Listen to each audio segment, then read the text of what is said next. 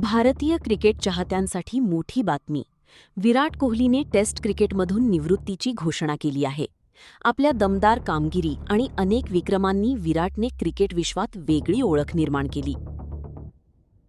पुण्यातील अनेक सोसायट्यांमध्ये एसटीपी प्रकल्प बंद पडत असल्याची माहिती समोर आली आहे. त्यामुळे प्रक्रिया न केलेले सांडपाणी थेट नदी आणि नाल्यांमध्ये सोडले जात आहे. देखभाल खर्च आणि तांत्रिक अडचणी हे यामागचं प्रमुख कारण असल्याचं सांगितलं जात आहे. नीट पेपरफुटी प्रकरणात लातूरच्या माजी प्राध्यापकाचे नाव समोर आले असून सीबीआय तपासात नवे खुलासे होत आहेत. दरम्यान नीट यूजी 2026 परीक्षा आता 21 जूनला होणार आहे. पुण्यातील खाराडी परिसरात कचरा जाळल्याने धुराचे लोट पसरले.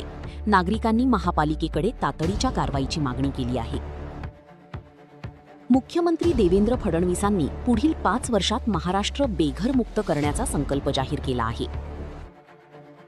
आधुनिक युद्धांमध्ये ड्रोन तंत्रज्ञानाचा वापर झपाट्याने वाढत असून भविष्यात युद्धाचे स्वरूप आणखी बदलणार असल्याचं तज्ज्ञांचं मत आहे.